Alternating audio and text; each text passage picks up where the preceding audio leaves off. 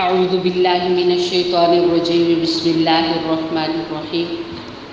قرآن کریم کے ترجمہ و تفسیر کے سلسلے میں ہماری جو کلاس چل رہی ہے اس کی آج آیت نمبر 218 ہے۔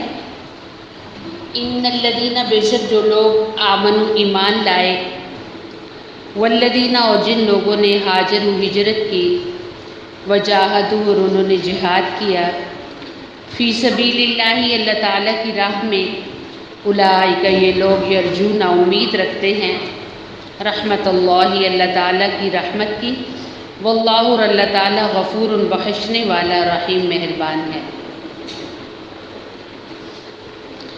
یہاں پر ان آیات میں اللہ رب العزت واضح اپنی بخشش اور رحم کا اعلان کر رہے ہیں ان لوگوں کے لیے جو ایمان لائے۔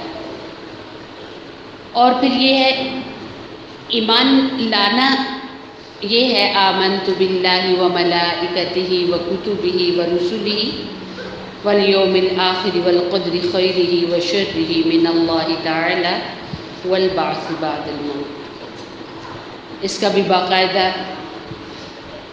سبق جو ہے وہ ہو چکا ہے، یہ ایمان ہے۔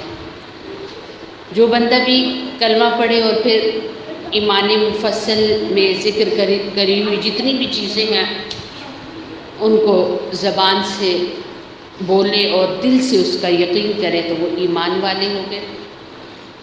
اور پھر جن لوگوں نے ہجرت کی، ہجرت کی کچھ قسمیں ہیں۔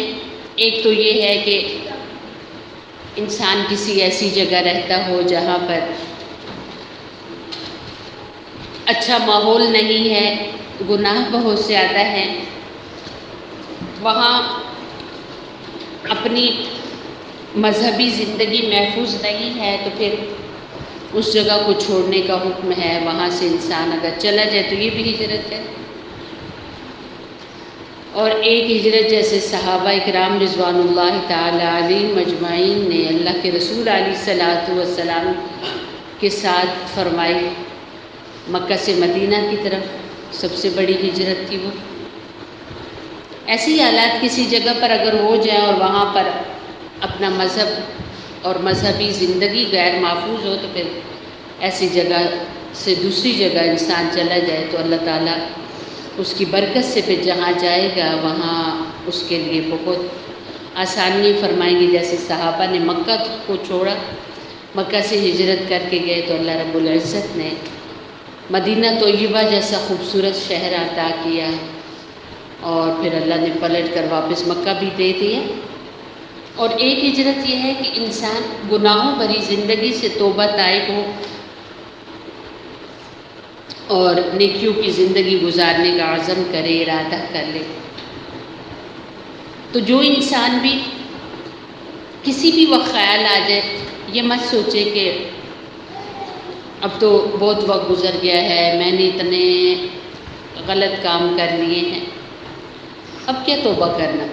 حدیث پاک میں آتا ہے کہ جب تک سانس اکھڑے نہیں، اس سے پہلے اگر کوئی بندہ توبہ کرتا ہے تو اس کی توبہ مقبول ہوتی ہے۔ اور یوں بھی ہے کہ جس وقت بھی آپ دیکھیے آپ سے کوئی بھی غلطی ہو، آپ فوراً سے اس سے استغفار کر لیں، اور جب آپ استغفار کی عادت بنا لیں گے تو پھر یہ بالکل ایسے ہے کہ جیسے آپ پورے گھر میں نظر رکھتی ہیں۔ کیا ہے کہ جس جگہ پر بھی تھوڑا سا بھی کوئی کچرا گرتا ہے، کوئی خراب جگہ ہوتی ہے تو آپ فوراً وہاں کی صفائی کر لیتے ہیں تو صاف ستھرا گھر ہو جاتا ہے۔ تو باقاعدہ آپ کو صفائی کرنے کی ضرورت ہی نہیں پڑتی، آپ کا گھر ہر وقت صاف ستھرا ہے۔ تو بالکل اسی طریقے سے ذرا سی غلطی بھی ہو جائے فوراً استغفر اللہ کر لیں تو یہ بالکل صاف ستھرے گھر کی طرح ہے کہ آپ کے اعمال نامے میں غلطیاں نہیں ہوں گی، ان کی بخشش ہوئی ہوگی۔ اور یوں بھی بزرگان بڑے بڑے اکابرین اس طرح بھی کرتے تھے کہ ایک تو پل پل میں استغفار کرتے تھے، اور ایک یہ ہے کہ ہر شام کو استغفار کی کہ یا اللہ جو دن بھر غلطیاں ہوئیں وہ آپ معاف فرما دیجئے، اور شام کو استغفار، پھر صبح میں استغفار کی کہ اللہ رات میں جو غلطیاں ہوئی وہ معاف کر دیجیے۔ اور اگر کسی انسان کی معافی مانگنے کی عادت نہیں ہے نا استغفار کی، تو پھر یہ ہے کہ اس کی غلطیاں پھر جمع ہوتی رہتی ہے۔ حدیث پاک میں آتا ہے نا، جب انسان گناہ کرتا ہے تو دل پر ایک سیاہ دھبا لگ جاتا ہے، ایک سیاہ داغ پڑ جاتا ہے، پھر دوسرا گناہ کرتا ہے تو دوسرا داغ پڑ جاتا ہے، تیسرا گناہ کرتا ہے تو تیسرا داغ پڑ جاتا ہے، یہاں تک کہ پورا دل سیاہ ہو جاتا ہے۔ لیکن اگر کوئی انسان غلطی ہوتی ہی فوراً توبہ کر لے، یہ مت سوچے کہ اب بار بار غلطی ہو رہی ہے اب کیا توبہ کروں، یہ مت سوچے، تو پھر یہ ہے کہ کبھی وہ دھبا نہیں لگتا۔ اور جس کا دل سیاہ ہو جاتا ہے نا، پھر اس سے اچھے کام کرنے کی توفیق چھن جاتی ہے۔ اور گناہوں کا سب سے زیادہ اگر کسی چیز پر اثر ہوتا ہے تو وہ دل پر ہوتا ہے۔ اور نبی صلی اللہ علیہ وسلم کا فرمان ہے نا کہ جسم میں ایک حصہ ہے، ایک ٹکڑا ہے، اگر وہ صحیح ہو جائے تو سارا جسم صحیح ہو جاتا ہے، اور اگر وہ بگڑ جائے تو سارا جسم بگڑ جاتا ہے۔ اور پھر آپ علیہ الصلاۃ والسلام نے اشارہ کر کے فرمایا اور وہ دل ہے، تو گناہوں کا اثر سب سے زیادہ دل پر ہوتا ہے۔ تو لہٰذا کوئی انسان گناہوں بھری زندگی سے توبہ کرے کہ میں اتنے گھنٹے میں نے تو انٹرنیٹ یوز کیا اور اس میں اتنی غلط چیزیں دیکھی، اتنے گھنٹے میں اسکرین کے سامنے بیٹھی رہی اور اتنا ٹائم میرا ضائع ہو گیا، اتنے زندگی کے قیمتی پل مجھ سے چلے گئے، آج میں نے اتنی بار جھوٹ بول لیا، آج میں نے اتنے سانگ سنے، آج میری نگاہوں نے اتنی بد نظری کی، غیر محرم کو دیکھا، گن گن کر اس پر استغفار کرنی چاہیے۔ اور یوں پھر پل پل میں یوں ارادہ کر لیں کہ یا اللہ ابھی بس زندگی کو آپ کی فرما برداری پر چلاتی ہوں، آپ مجھے توفیق دیجیے اور گناہوں سے میں توبہ کرتی ہوں۔ تو یہ بھی ایک ہجرت ہے، اور پھر ایسی ہجرت کرنے والے لوگوں کو بھی بہت ثواب ملتا ہے۔ ایک ہجرت غلط ماحول اور معاشرے جہاں ہو اس جگہ کو چھوڑ کر اچھی سائڈ پہ جانا، ایک یہ ہجرت ہے۔ غلط لوگوں سے آپ کے تعلقات تھے، آہستہ آہستہ یعنی آپ دیکھ رہی ہیں کہ آپ کی محنت وہاں پر بالکل بھی مؤثر نہیں ہے، بلکہ آپ کے اوپر ان کا رنگ چڑھ رہا ہے، تو ان سے تعلقات آہستہ آہستہ پیار محبت سے الگ کر لینا، کم سے کم تعلق رکھنا، یہ بھی ایک ہجرت ہے۔ اور گناہوں سے توبہ کرنا بھی ایک ہجرت ہے۔ تو ایسے لوگوں کے لیے اللہ تعالیٰ کی مغفرت کا وعدہ ہے اور رحم کا وعدہ ہے۔ اور پھر فرمایا وجاہدوا فی سبیل اللہ، اور انہوں نے محنتیں کی، اللہ کی راہ میں جہاد کیا، اللہ کی راہ میں۔ ایک جہاد ہوتا ہے تلوار کے ساتھ کرنا، آپ دیکھو کہ آج سے 20 سال پہلے سن 2000 میں افغانستان پر کس قدر ظلم کے پہاڑ ڈھائے گئے اور کیسے نہتوں کو شہید بھی کیا گیا، اور کتنی دنیا افغانستان میں زیر زمین ہو گئی اپنی آبادیوں سمیت۔ لیکن اللہ کے نیک بندوں نے اللہ کا قرآن کا جو حکم تھا کہ وجاہدوا فی اللہ حق جہادہ، اللہ کی راہ میں جہاد کرو، یعنی تلوار اٹھاؤ اور اللہ کے دشمنوں سے یہ ہے کہ لڑو، تو وہ لوگ چاہے وہ تعداد میں کتنی بھی کم ہو گئے، ان کی قیادت تک شہید ہو گئی،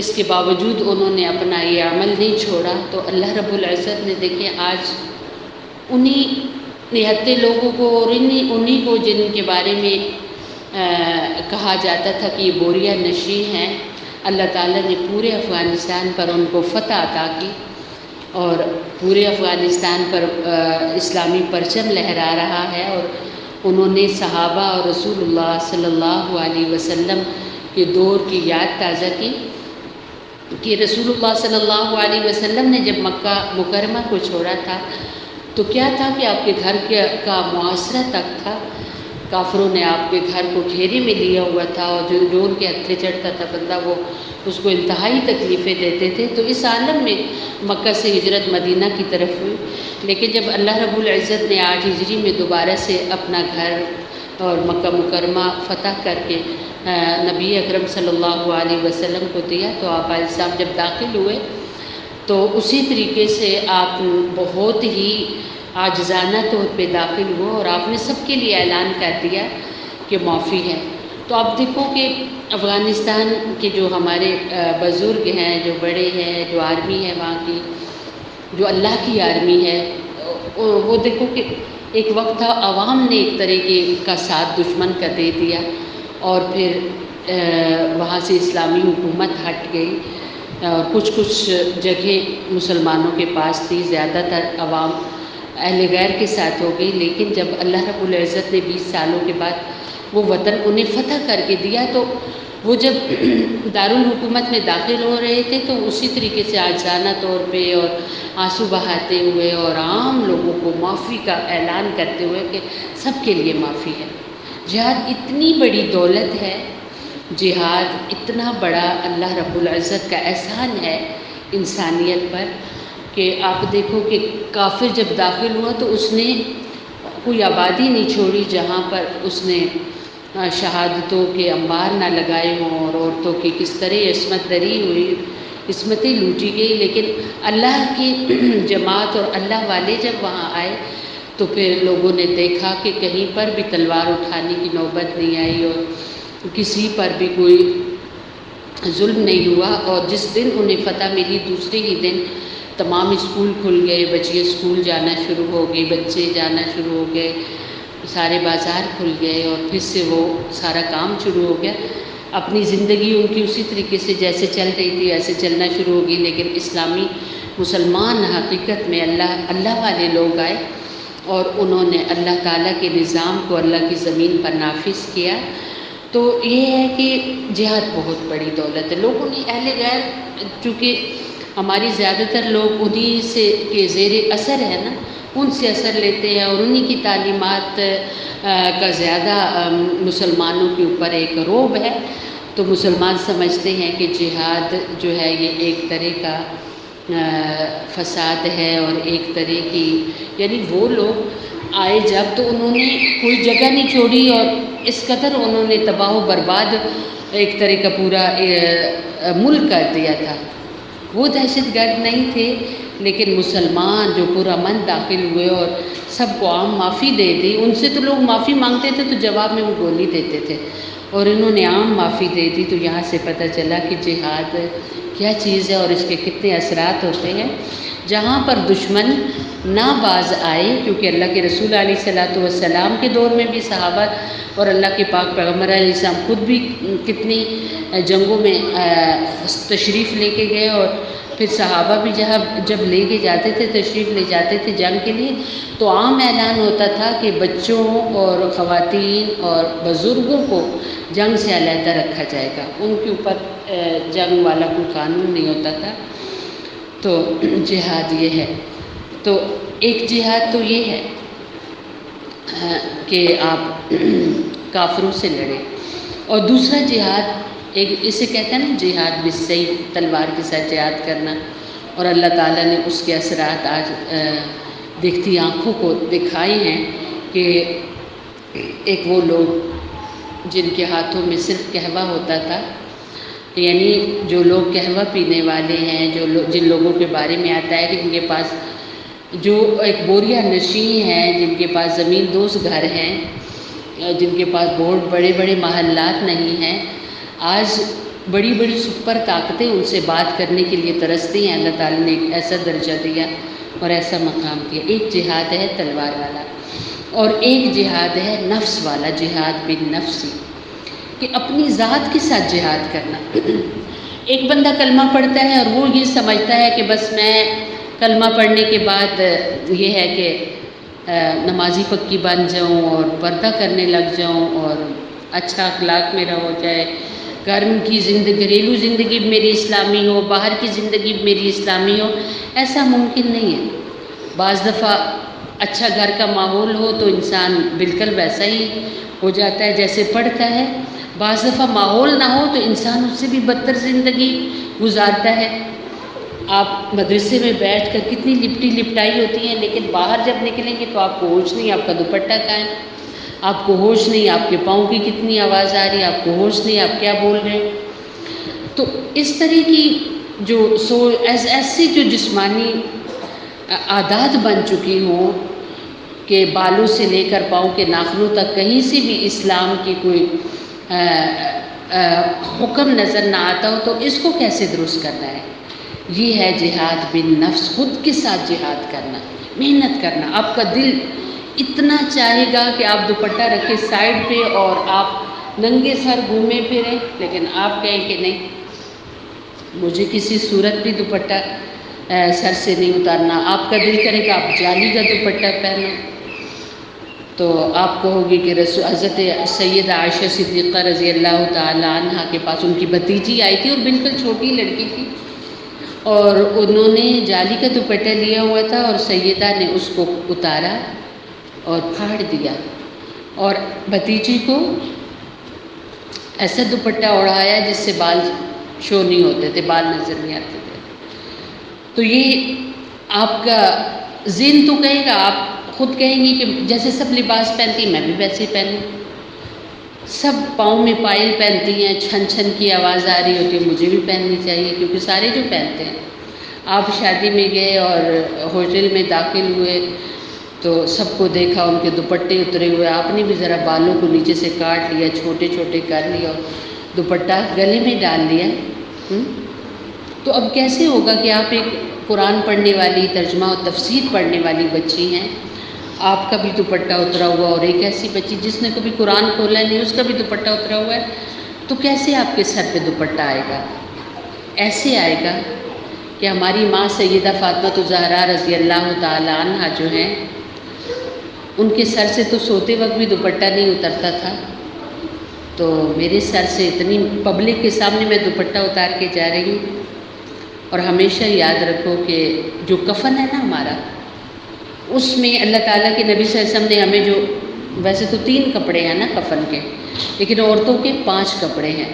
تو یہ جو باقاعدہ سر کا کپڑا ہمارا ہے نا، اس سے ہمیں بہت بڑا سبق ملتا ہے کہ اللہ رب العزت کے اختیار میں جب ایک خاتون، ویسے تو بندہ اختیار ہی میں ہے، اللہ کے اختیار میں ہے، لیکن اللہ تعالیٰ نے دنیا میں بھیج کے ہمیں با اختیار بنایا.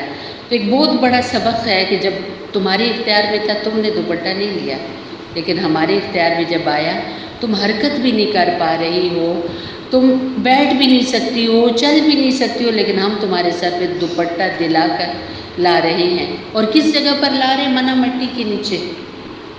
وہاں اگر دوپٹہ نہ بھی ہوتا تو بے پردگی تھی، کوئی بے پردگی نہیں تھی.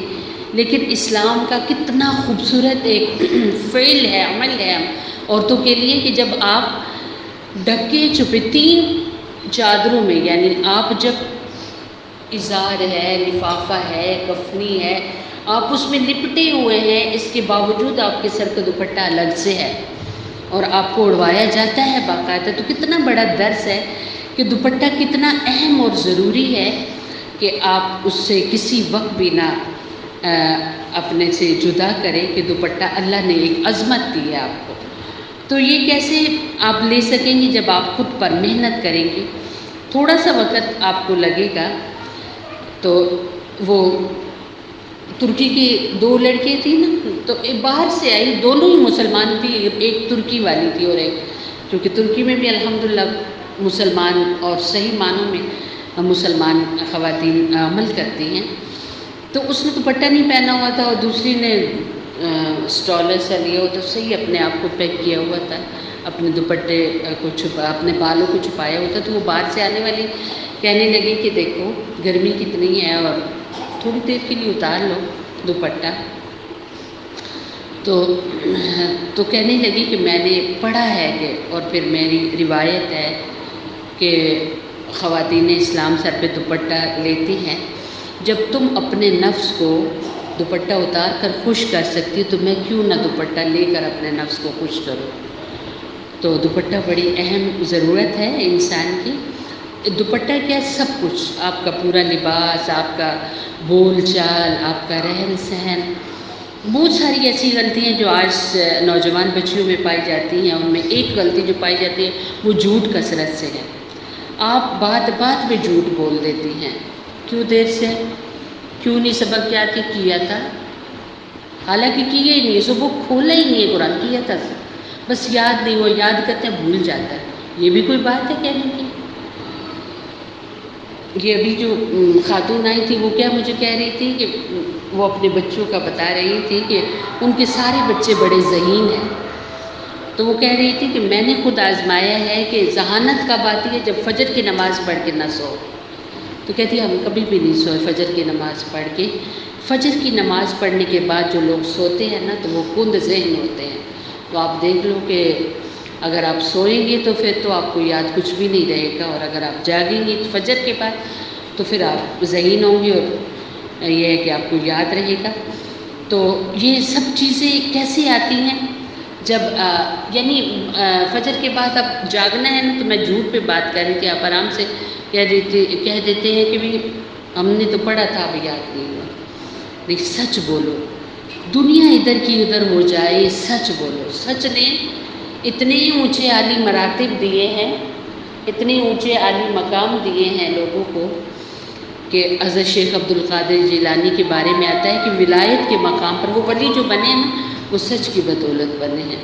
تو کچھ بھی ہو جائے یاد رکھو، سچ بولو۔ آپ دیکھو کہ حضرت کعب رضی اللہ تعالیٰ عنہ کا جو واقعہ آتا ہے، تو انہوں نے نبی صلی اللہ علیہ وسلم کی آخری جنگ تھی جنگ تبوک، اور اس میں حضرت کعب بن مالک تو نہیں گئے تھے نا، تو جب رسول اللہ صلی اللہ علیہ وسلم واپس آئے تو حضرت کعب نے صاف سچ بولا، اور صاف ساتھ یہ بتایا کہ میں اس بات پر قادر ہوں کہ میں ایسی بات بنا کر آپ کے سامنے پیش کروں کہ آپ کو یقین آ جائے گا کہ میں سچ کہہ رہا ہوں، لیکن چونکہ آپ مجھے پتہ ہے کہ اگر آج آپ کو میں راضی کروں گا تو اللہ تعالیٰ وحی کے ذریعے آپ کو بتا دیں گے، پھر آپ مجھ سے ناراض ہو جائیں گے، تو لہٰذا میں سچ کہتا ہوں کہ کوئی وجہ نہیں تھی جنگ میں غیر حاضری کی، سستی کی وجہ سے نہ حاضر ہو سکے۔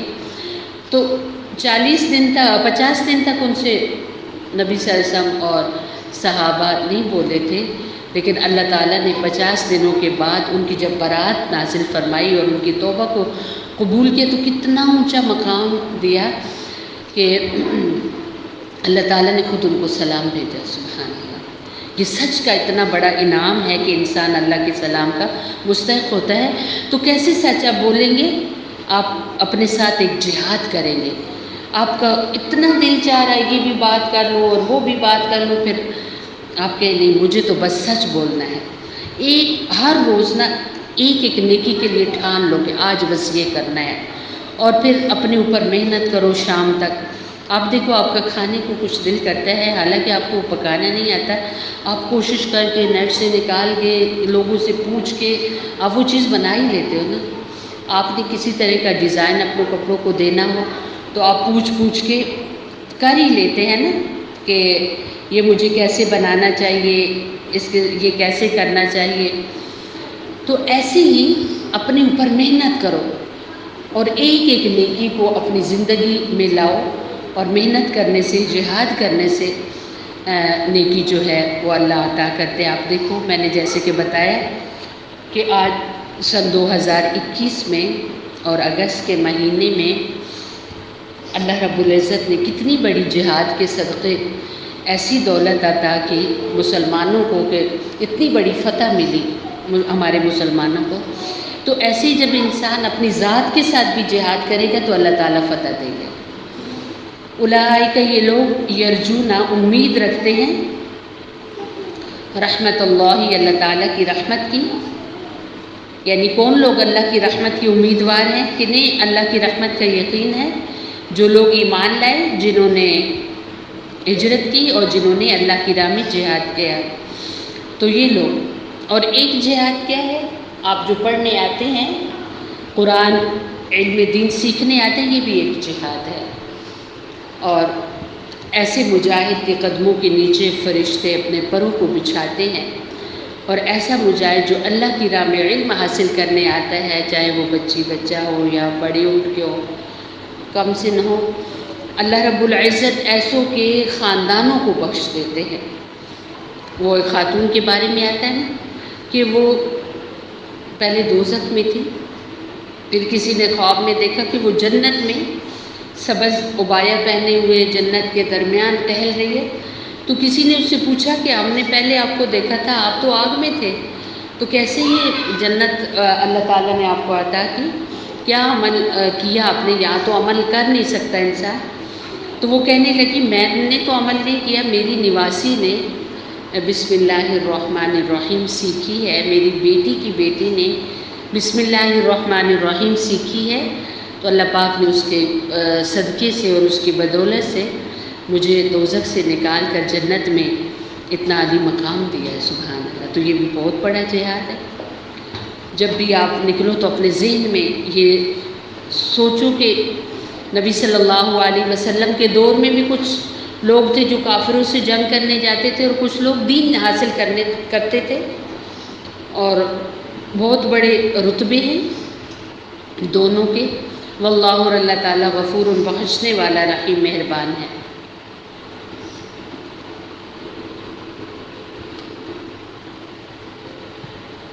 اللہ رب العزت عمل کرنے کی توفیق عطا فرمائے۔ اللہم اغفر لی امت محمد صلی اللہ علیہ وسلم، اللہم ارحم لی امت محمد صلی اللہ علیہ وسلم، اللہم اصلح لی امت محمد صلی اللہ علیہ وسلم۔ سبحان ربک رب العزت عما یصفون وسلام علی المرسلین والحمد للہ رب العالمین۔